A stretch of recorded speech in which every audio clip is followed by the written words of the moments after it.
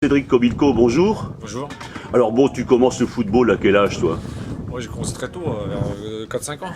4-5 ans, tu joues dans quel club? Et oui. Et tu commences à Étouis? Non, j'ai commencé en Gicourt. Ah, tu commençais en Gicourt. Oui. Ensuite, tu as fait ça, je t'ai connu à Saint-Martin. Saint-Martin, Chantilly, Liancourt. Ouais. Puis je suis venu à Chantilly avec Jean-Claude.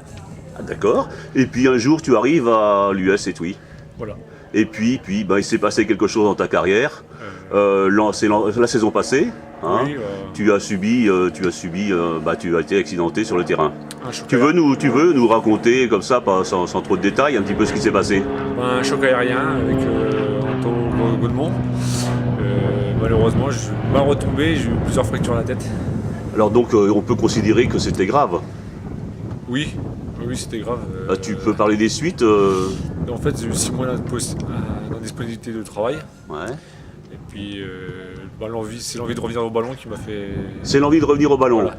Alors, quand ça se passe, on en veut à qui? Ouais, personne, si la faute t'as pas de chance, c'est un coup du sort. Un coup du sort. On n'en veut Oui. pas son adversaire Pas du qui a joué le jeu aussi? Bah non, il joue le jeu, donc il fait tout pour déstabiliser l'adversaire.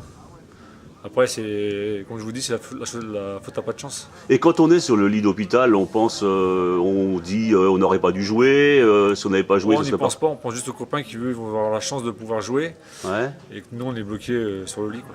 Et les copains, ils ont été là, à côté de toi Ouais, bien sûr, oui.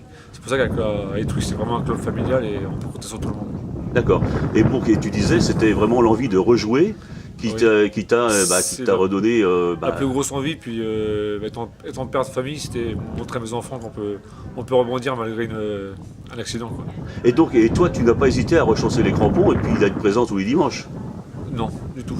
Ça, Et là, quand tu rentres sur le terrain, est-ce que tu appréhendes justement? j'ai aucun souvenir du choc. En fait, c'est les collègues qui m'ont raconté Ouais, parce que l'accident. c'était un choc, tu étais dans le coma, etc. Oui, oui. Ouais. Donc, c'est grâce à Michael Bollet, qui est ici présent dans Oui, l'équipe, qui est pompier. On va dire qu'il m'a sauvé la vie, quoi. Ouais. Donc je remercie Michael par le biais de la caméra. D'accord. Et donc, tu dis, quand tu es sur un terrain, tu n'appréhendes pas Du tout. Du tout. Du tout. Mais par contre, toi, tu es un joueur correct, tu es connu comme un joueur correct. Est-ce que si jamais, malheureusement, tu devais faire ça à quelqu'un, est-ce que tu t'en voudrais? Oui, personnellement, je m'en voudrais. Oui, oui. Non, on travaille tous le lendemain matin ou le lendemain après-midi, il faut respecter son adversaire.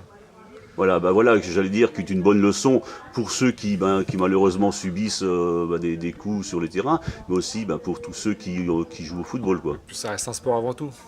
Donc voilà. Voilà, je te remercie de ton témoignage, Cédric, et puis je te dis, maintenant tu vas jouer contre Tourotte, je te dis bon match. On va croiser les doigts. Merci, Merci. Cédric, au revoir. Au revoir.